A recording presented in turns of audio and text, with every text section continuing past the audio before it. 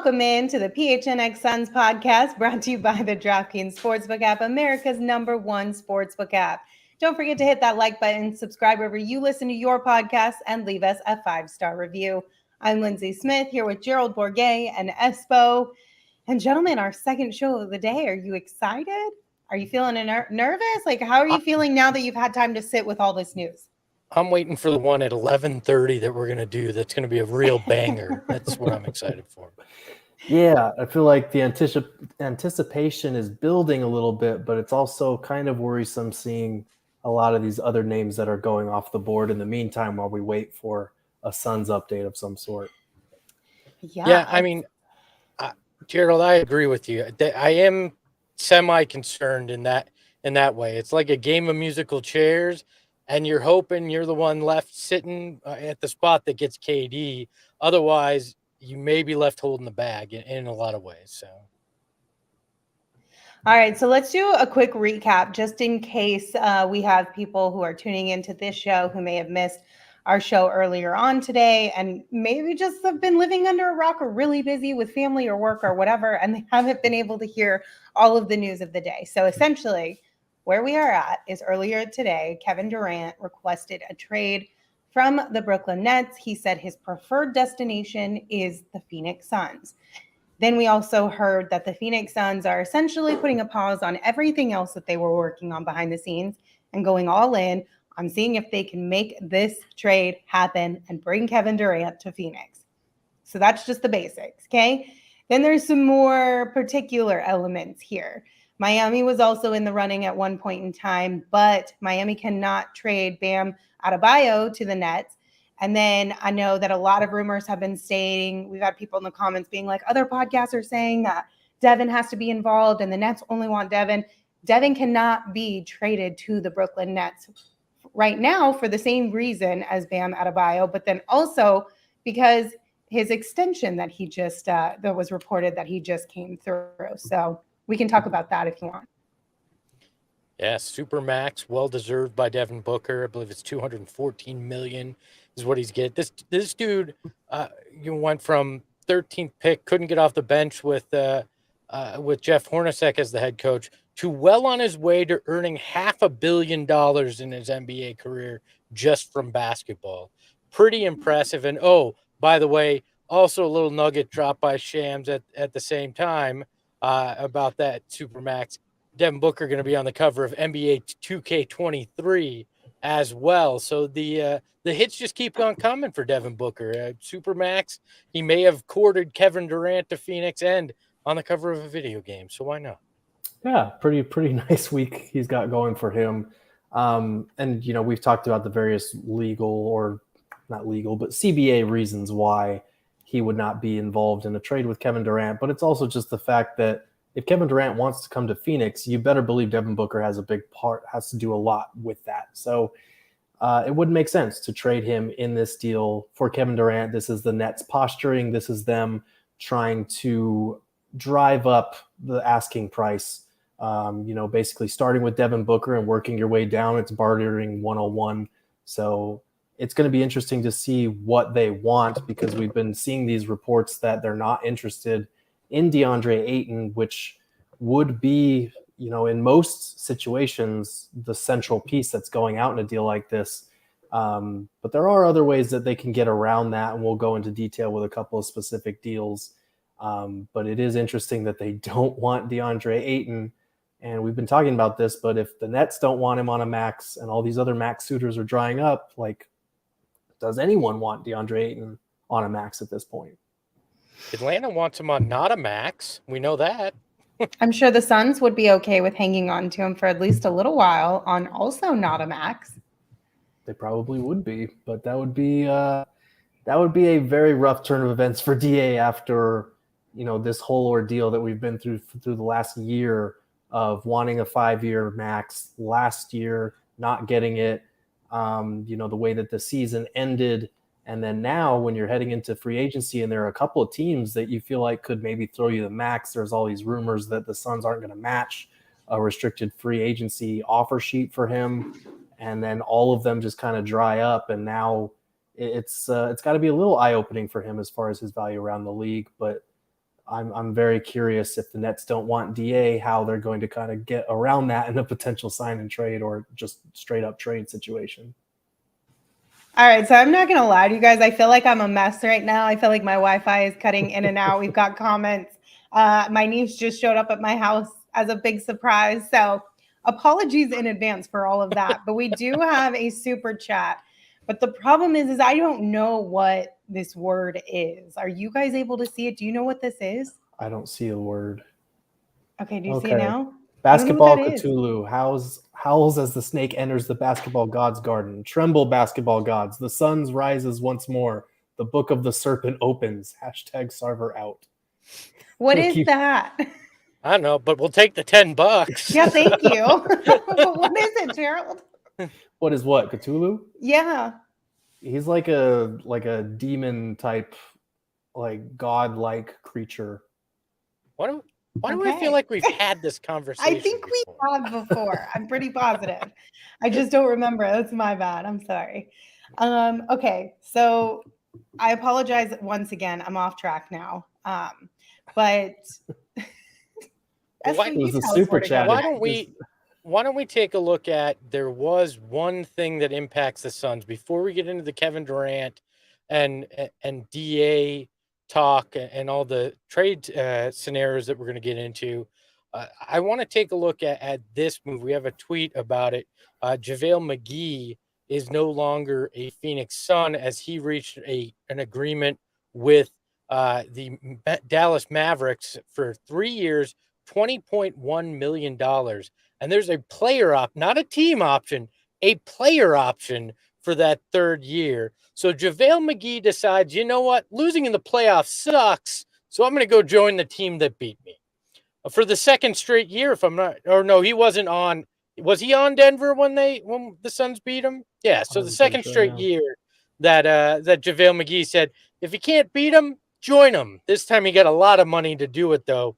I can't hold it against him, to be honest. So, but that means the Suns right now are in a very precarious position, because if Deandre Ayton is traded or signs an offer sheet somewhere and you're not prepared to match it, you now have absolutely no one at center in a market that's drying up very quickly. One of their targets, Mo Bamba, already re-signed with the Orlando Magic, and then you're starting to go, okay, how do we fill this if God forbid the KD thing falls through? How do we start patching holes, Honestly, I feel like that's kind of the scariest part of this whole thing. Like, I'm glad the Suns are trying to get Kevin Durant and land a superstar and bring him to Phoenix.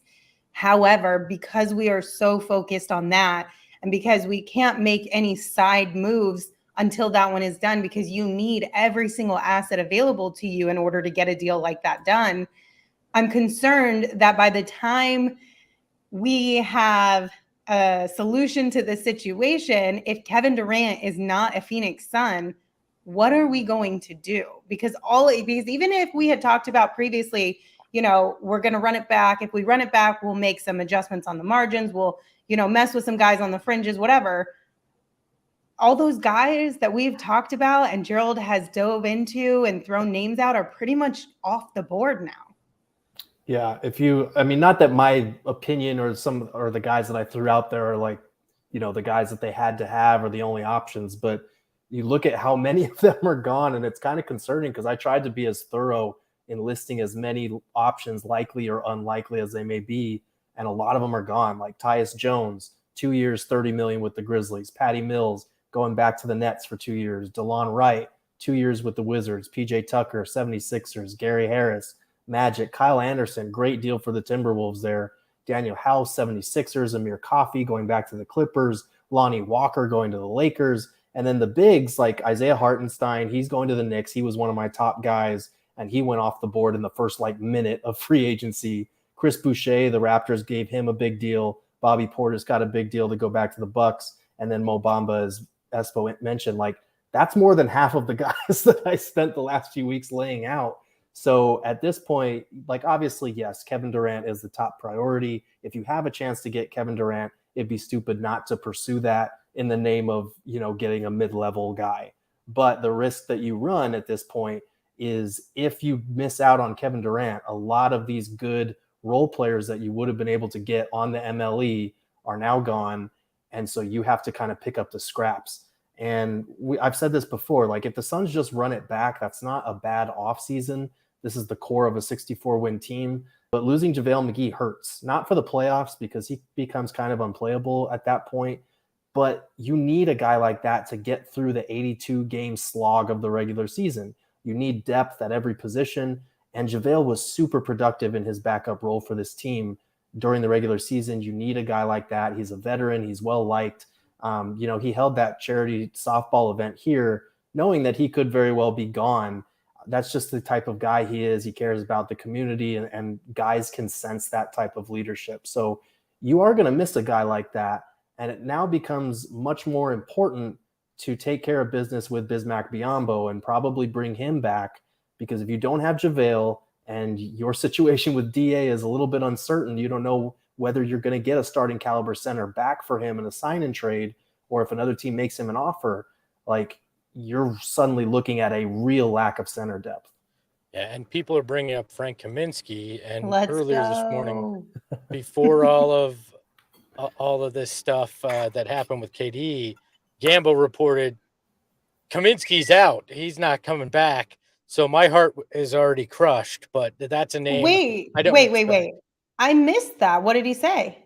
That Frank Kaminsky, the Suns aren't interested in bringing Frank Kaminsky back. Now that can change real quick when this Beggars situation, can't be choosers at a certain point in time, right? Like if there are no other centers left, at least you know what you're getting with Frank. Mm-hmm. And people are bringing up Dario Saric. I don't know that you can play him as your starting center for major minutes coming off the injuries he's come off of. He's a guy that you'll have as a bench guy, change of pace center or backup four, but he can't play major minutes coming off that injury. You don't even know how he's going to be. You got to give him time to work into shape. So I'm not holding my breath on Dario Saric being the answer either.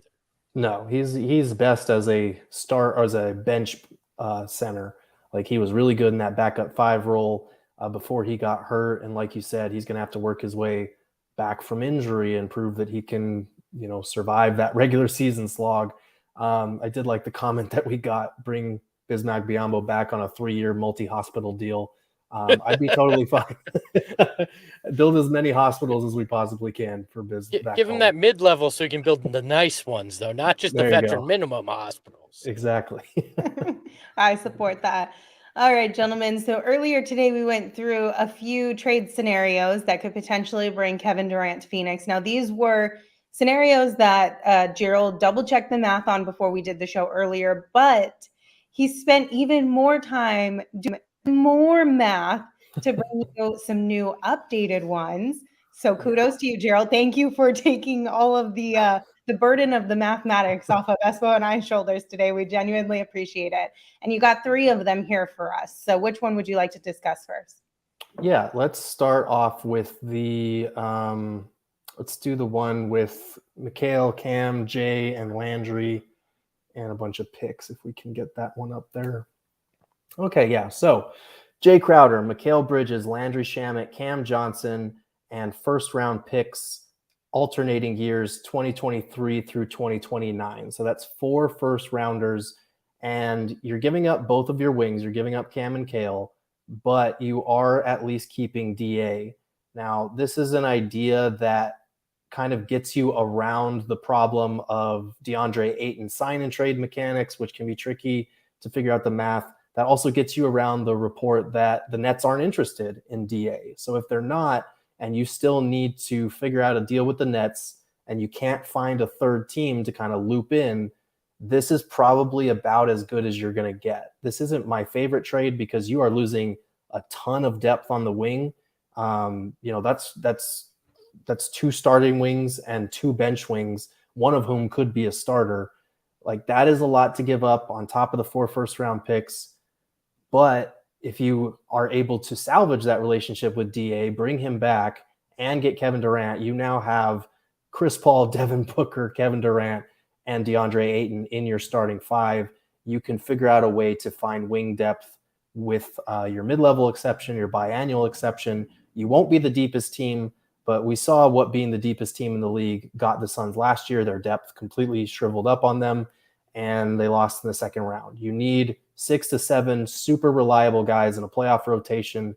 They could probably still get to 6 if they have those 4 as their best 4. So that's one potential option. Do you think, because a team that's supposedly all in on trying to make this happen is Boston, is that deal better than a Jaylen Brown, Marcus Smart, bunch of picks kind of deal in your mind? I mean, I still don't believe that the Nets want to trade KD within the East like that. But when you look at it, trying to compare what deals might be on the table, do you think that one stacks up to what Boston can offer? It depends. Jaylen Brown is probably the best player that you mentioned there out of all of those guys. Mikal Bridges is close, I think, but I think Jalen's a more consistent offensive weapon. Mikal's a better defender. That one's tough, though, because it really just comes down to preference, because some GMs would love to have a guy like Marcus Smart, Jaylen Brown. They would see him as the best player involved outside of KD, obviously, in that kind of deal. But with the Suns one, are the Celtics going to offer up 4 first-round picks on top of, not just Mikal, but also Cam, and then also veteran wings like Landry Shamet and Jay Crowder? Like, I don't know. So that's a tough one. It's really going to come down to preference in some of these trade offers, because, we could have, obviously we cover the Suns, so we're going to value Suns players a little bit more than outside teams. It really just depends on what the Nets are trying to do with this rebuild on the fly.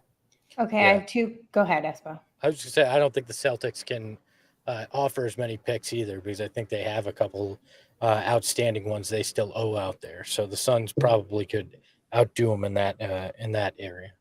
All right, I have 2 questions for you. One, math-wise, like financially, can the Suns make that move and keep DA?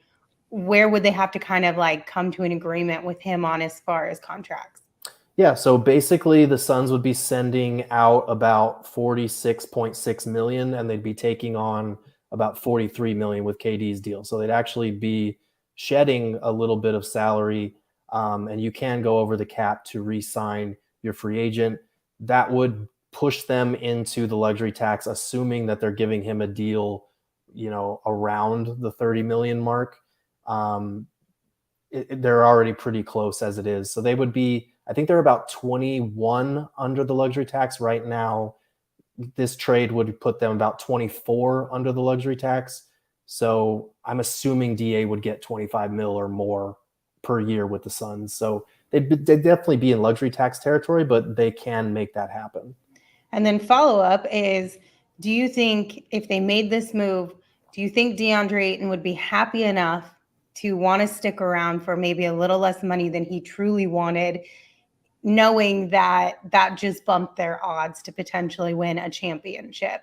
And do you think that if there is truth to the rumors we've heard over the last month or so about just a frustration between front office, coaches, DA, whomever, that could get squashed? I think winning heals all wounds, and I think Kevin Durant really helps with winning. So I think if Kevin Durant was coming here, DA might have a little bit of a change of heart as far as, okay, yeah, we can definitely make this work here. I don't know if he would take less money, because he has very little incentive to do so. Like, they could still use their mid-level as a non-tax paying team before they re-sign him, so that they could use the full like 10.4 million instead of the 6.4 million. So all he'd really be doing if he sacrificed money is helping with luxury tax bills, which, again, after he didn't get the max last year, he kind of has no incentive to do that. But what his whole thing was, supposedly he wanted to be more of an option. If you get KD, you're now pushed down to 4. I mean, there's no doubt in it. There's no argument anymore about who's 3. It's KD and Book on the same level, CP3, and then DeAndre Ayton would be 4th. Like, so he's actually offensively having to take a step back again in this scenario, which makes me wonder, is he willing to do that? Does he want to? Or even in that situation, would you have to find some kind of sign and trade deal with DA that could help you fill at multiple spots. And at that point, you don't need star value back. You just need valuable pieces around your stars at that point in a DA trade. It's entirely possible that's the case, because we've talked a lot about his role, what he envisions it being here in Phoenix, and how that's probably a source of friction between him and Suns management. But I do think that, man, if he goes down as the guy who wanted to leave the Suns because he wanted to be a bigger option just because Kevin Durant came to town, I don't know if that's good for his perception. And you look around the league, it's not like he has a ton of other options right now anyway. So I don't know. I feel like that would definitely help mend bridges a little bit. You would hope, at least, right? You would definitely hope, if you're giving up all three of your best wings in a deal like this, you would need DA to be on board and to fix that relationship for sure. Right, because in this situation, if DA is not on board and they move DA, like you just said, it doesn't have to be for a superstar, but some solid pieces.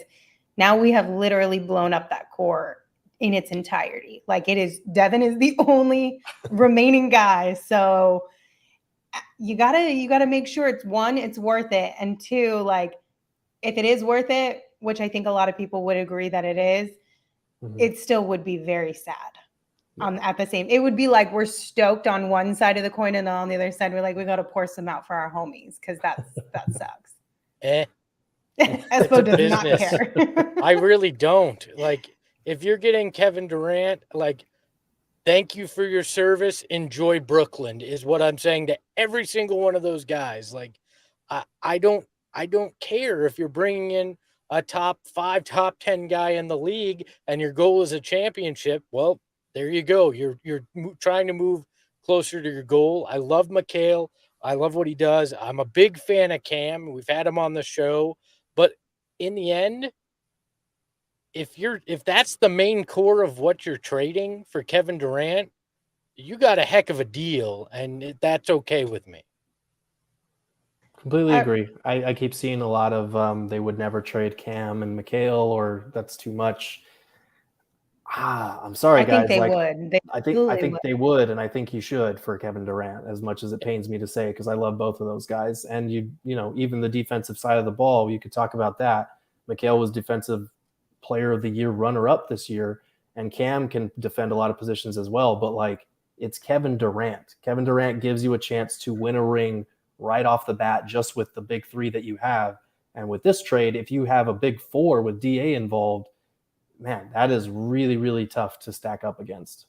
And let's get in the Wayback Machine, because I'm the guy that has to do that.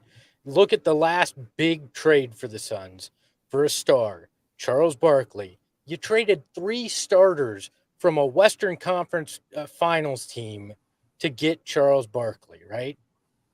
And it paid off. I mean, you didn't win the title, but you had a hell of a run. It was well worth it. I think you'd find very few people that would argue that they shouldn't have traded, Jeff Hornacek and Tim Perry and the crew that they dealt for Charles Barkley, because it pays off when you bring in a star like that. Even if it's not a title, it changes perceptions of your organization too. Just think about how much Chris Paul wanting to come to Phoenix changed the perception of this place. We're not talking about KD if Chris Paul didn't do it first.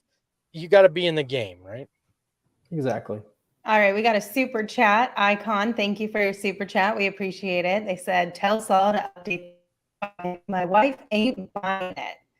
And he is referring to the profile picture that Saul has in the chat right now, because Saul's in the chat. And his YouTube profile picture seems like it might have been from a handful of years ago. Let's just say it looks like his senior photo from high school. All right. It was from the advent of YouTube, when you first logged on and put a profile pic in. You're looking at that, you're like, yeah, that ain't Bookman. Is that his son? To which, of course, Saul's like, no chance. I'm never changing it. So there you go. But appreciate the super chat nonetheless. All right, Gerald, what's your next trade option here? Yeah, let's go with the one that, and we kind of talked about it a little bit today, but I had to check the math to make sure that it worked. Let's do the one that involves Chris Paul. Now, as a disclaimer for this trade, oh, I'm sorry, not the 3-team one, the other one. There we go. as a disclaimer, I don't know why the Nets would make this trade, but Kevin Durant and Kyrie Irving for Chris Paul, Mikal Bridges, DA, and 3 first-round picks does work financially. I don't like this trade. I'm going to be 100% honest. I do not like this trade. I've been pretty vocal and straightforward about how I feel about Chris Paul versus Kyrie Irving, but it does work mathematically. And a source did tell me that a lot of the reason that Kevin Durant is leaving doesn't necessarily have to do with Kyrie. They have not shut down the idea, or they're not turned off by the idea of still playing together. It's just difficult to find a trade partner that's able to put something like $80 million in salary together to bring both of them aboard. So for the possibility, because I know people were talking about this idea, it is possible. I just don't like it at all. Right. So earlier the first show we did today, there were rumors basically saying that Kyrie and Katie still wanted to play together, just not in Brooklyn anymore. And so they were kind of looking for a situation like this one. And then because we didn't have really the time, I'm taking credit for Gerald's work, because Gerald didn't have the time to go and see if it financially worked or not. We didn't really get to dive into it too much earlier today. So that's where kind of this one came from, the backstory, if you will. Yeah. I don't understand. A couple people in the chat, Hey Dot saying, if Chris Paul and Bridges go, I'm gone. Chef Dre Boog says, Suns don't need KD if they have to trade Mikal. I love you guys. I appreciate you being in the chat and being around the show, but I don't understand that thinking at all. Like, I get the KD Kyrie is a tough pill to swallow just because of what we're hearing from what went on with Kyrie. But still, if that's the price you got to pay to get in the game with KD, I'm still probably taking it. Now, I don't know that the Nets take that deal, but I'm probably taking it. Right. For me, there's a lot of obstacles in this kind of deal. The first one, if you're the Nets, why do you want that? Like, I get that, maybe they're a team that wants to try and stay competitive. And if you're getting that package, like you're going to still be competitive. You're going to have Chris Paul, who is still the point guard and just made All NBA last season. You're going to have Mikal Bridges, DPOY runner-up, and you're going to have DA, who's one of the top 5 to 7 centers in the NBA, plus 3 first-round picks. That's a pretty good haul. But at the same time, like, Chris Paul doesn't really fit your timeline with Mikal and DA unless you're trying to contend, which the Nets wouldn't be. I feel like you would veer towards younger players and first-round picks. Chris Paul's not that. And as much as Kyrie and Kevin Durant, based on what I've heard, would not be, turned off by the idea of still playing together, it's not like an adamant thing. Like, KD's not forcing his way out to still be with Kyrie somewhere else. Like, they're just keeping that possibility open if it can happen. But if you're the Suns, I'd still rather keep Chris Paul, a money guy, a guy who helped build your culture, a guy who Devin Booker loves, and bring KD separately and not lump the two together. Yeah, because as much as I love KD, and I fully am aware that he is a superstar player and it would be so great to have him on this squad, he's not the type of guy who's like a Chris Paul who will pull you up with him, right? Like, and I'm not saying that disrespectfully by any means. There's just two different types of guys out there, and you could argue whichever one you think Devin Booker is as well, but there are guys who want to like teach you the way and lead you along. And then there are guys who are like, I'm going to go out there and ball and you better keep up, kid. You know what I mean? And so it would be nice to still have Chris Paul. So you kind of get two sides of that. You get both the, I'm going to lead you along. And then the other side of the encouragement, that's like, this is the big leagues. This is the NBA. Like, you either show up and act like you're a part of it, or you got to go. The best part I have in Kyrie is Gerald to get to teach him that girth isn't flat. I don't think I'm ready to go from flat girthers to actual flat earthers. I don't know if I'm prepared. But one thing I did forget to mention with that potential trade is, based on the salaries that are involved here, the Nets, because the Nets made some signings that we didn't really mention. They haven't been made official yet, but Patty Mills is coming back on a 2-year, $14.5 million contract. Nick Claxton coming on a 2-year, $20 million contract. Those kind of gum up the works on top of the Royce O'Neal trade that we talked about earlier today. So the Nets would technically be just under the tax apron if they did this sign and trade that we talked about before officially signing Mills and Claxton. But the minute they try to sign those guys, they go over the tax apron, which is illegal. So they would have to shed about $16.6 million in salary first.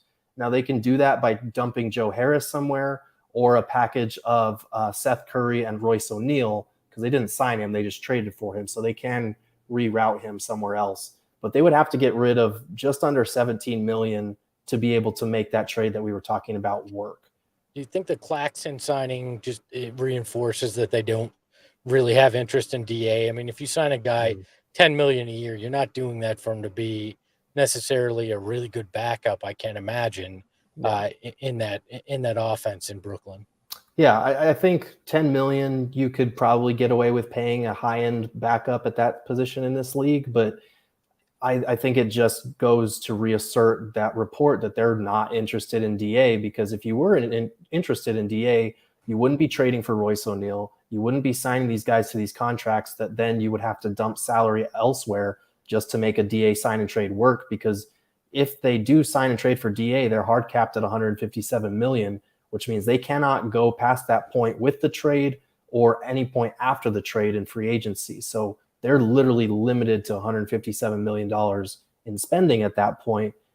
I based on what they've done today, this afternoon, they are really backing up this idea that, no, we don't have interest in DA right now.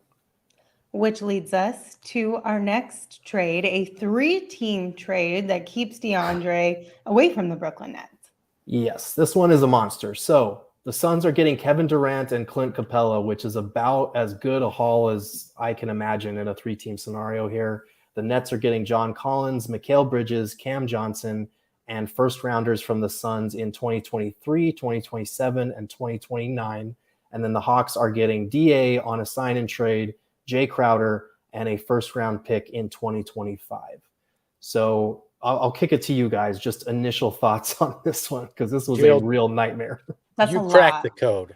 I think that's the deal that gets it done. It keeps the Nets happy. Atlanta gets what they want. The Suns fill their hole at center, and they get Kevin Durant.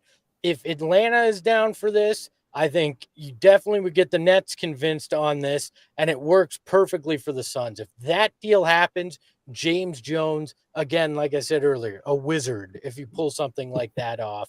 And you know how much I hate Harry Potter and all wizards. So that says something for me to call James Jones that. I think that deal is perfection, Gerald. And the chat agrees, Gerald. Everyone's kind of like, okay, this is legit. I could see this actually maybe happening. So, and then we even got one from Lee that said that trade is perfect. Perfect. So kudos to you, Gerald. You could also you could try to get away with this if you can, but Jay Crowder going to Atlanta, try to replace him with either Landry Shamet or Dario Saric, because their salaries are pretty similar, and I think the math still works in those situations. But I do think a team like the Hawks, that if they're making this move for DA after adding DeJounte Murray to Trae Young, they've still got Kevin Huerter, Bogdan Bogdanovic. I think a guy like Jay Crowder would probably help them more than a Landry Shamet or a Dario Saric.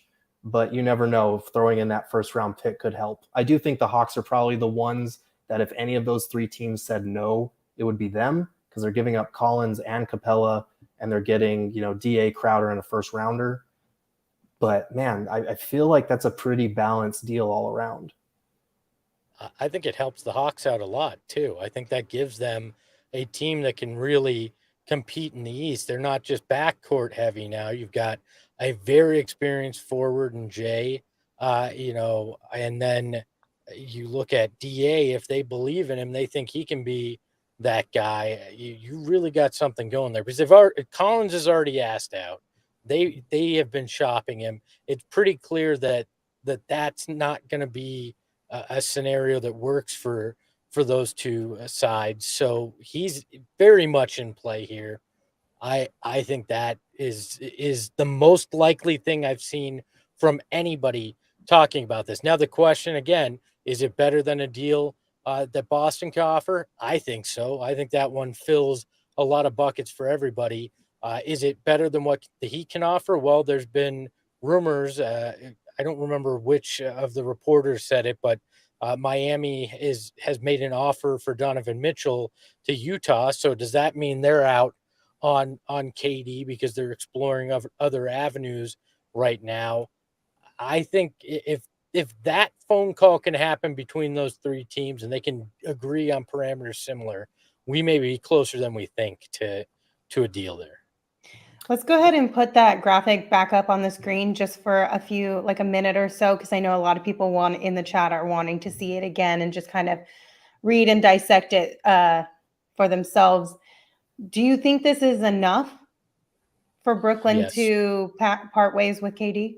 Yeah, I mean, for me, it keeps the Nets in competition, which seems like what they want. You're getting two great wings, a good power forward.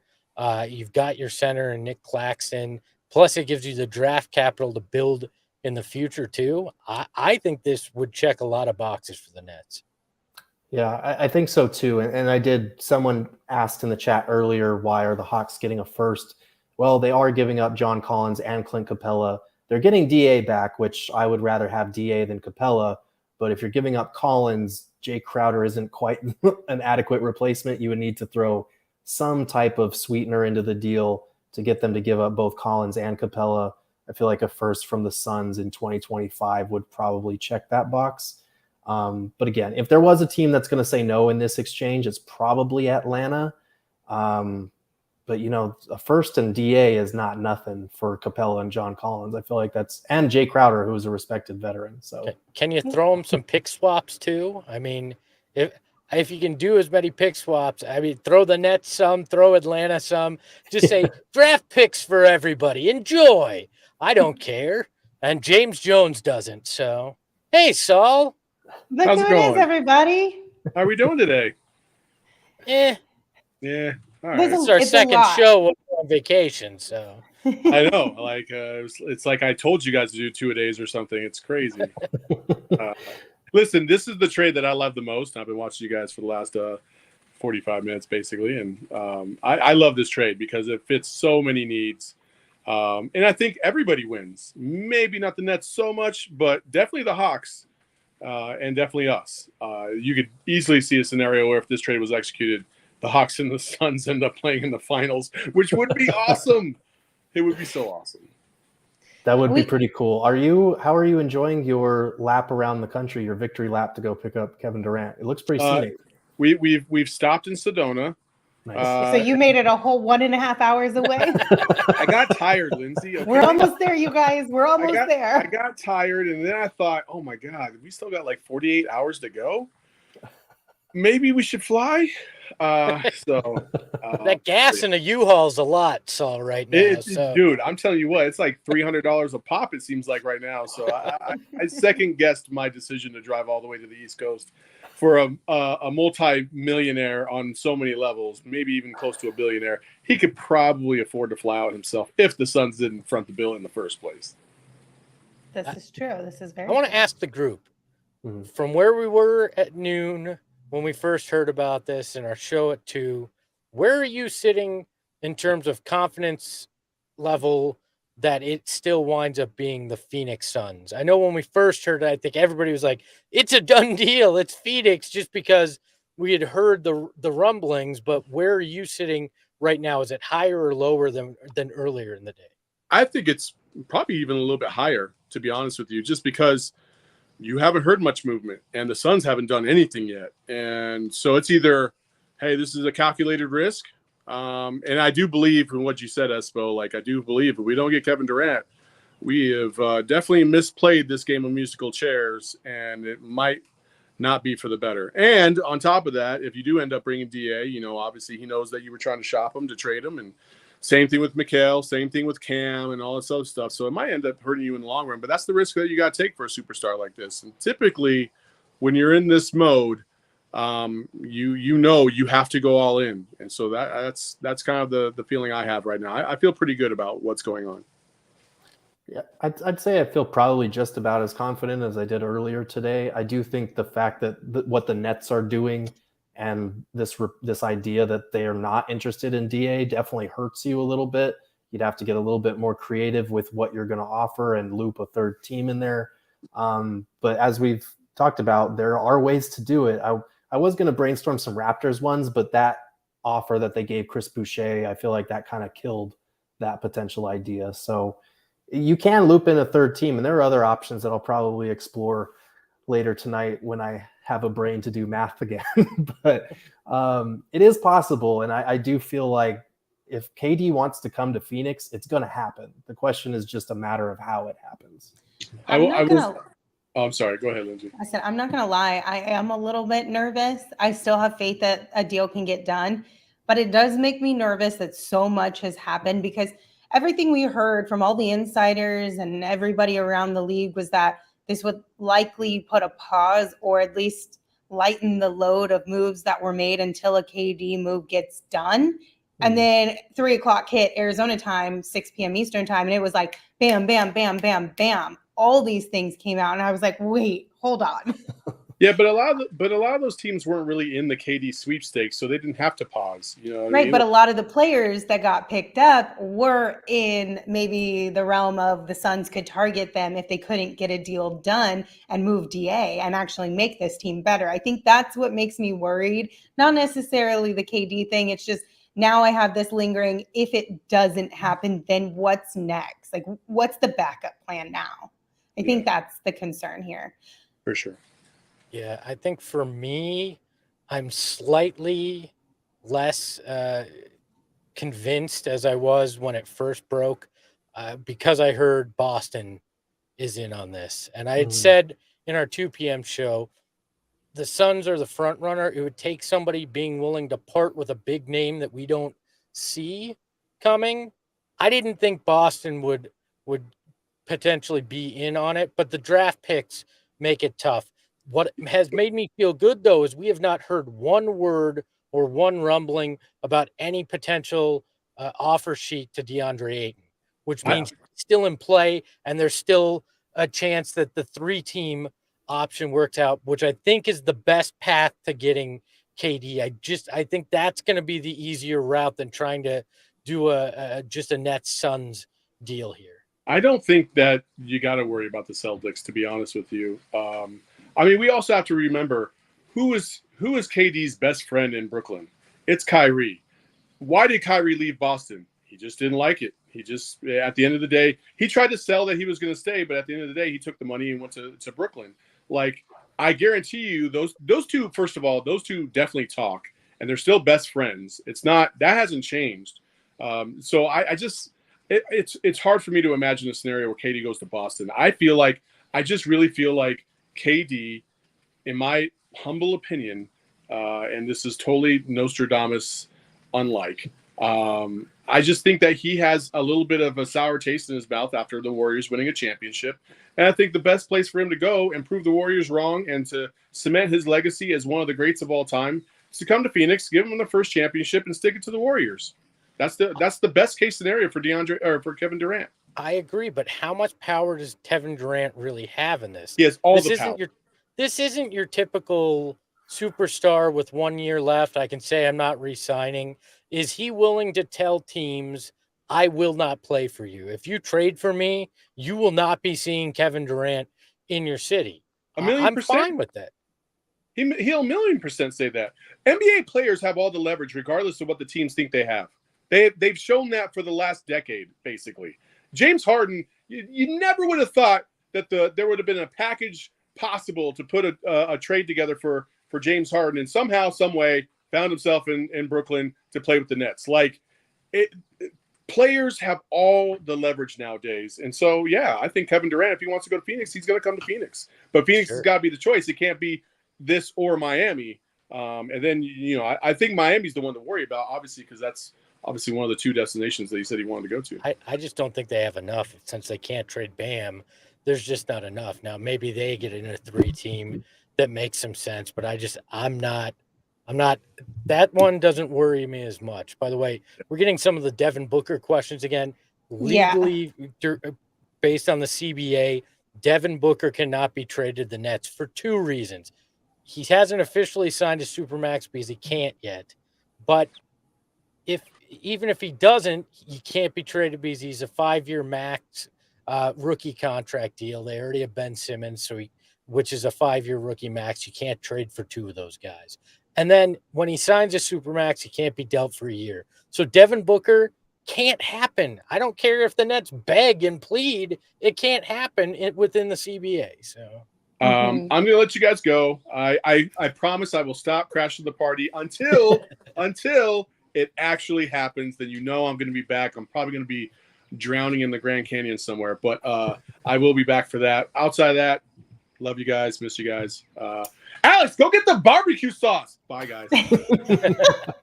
So I was like, all right, I'm going to head out now. We have a couple of chats that I want to mention. So Icon, thank you for the second super chat tonight. We appreciate you. Said, how scary would our clutch time minutes be with Book, CP3, and KD? Unbelievable. And I had a buddy ask me, would this be the greatest mid-range team of all time? Yes. Because I think they average like 55% or higher between the 3 of them for mid-range. I mean, it'd be insane. Yeah, certainly in the modern era. I don't know about the 90s back when the mid-range was thriving, but like even then, I still think they'd probably be the best mid-range team ever. And then we got a chat from Mike B that said, if we don't want DA, why would we want Capella though? Just asking. And now Gerald, correct me if I'm wrong, but this is kind of in a situation where the Suns still want to move DeAndre Ayton for the behind the scenes reasons that have been rumored over the last month. This is in the event that, well, for one, you got to kind of add him in there in order to make the puzzle work, but also the Suns wanting to get rid of DA. Yeah, I mean, that could be it, or it could just be as simple as, holy shit, we're getting Kevin Durant if we make this deal. So yeah, DA is on the table and he's an attractive asset for one of the 2 other teams involved. I also think like there's a difference between DeAndre Ayton on a max contract and Clint Capella, who's making like $18 million a year. I think people need to factor that in. It's not just a player for player thing. The Suns don't view DeAndre Ayton on a max contract as something that they're really crazy about that idea. They view the center position as something that their system can feed guys good looks with Chris Paul, Devin Booker, and their ball movement, as long as that center is willing to set good screens, roll hard, be an alley-oop threat, be a rim roller. And that's what Clint Capella does. He's very good at that. He's a good rim protector. So yes, he's not as good as DeAndre Ayton, but he'd also be making, $12 to $13 million less in the first season alone.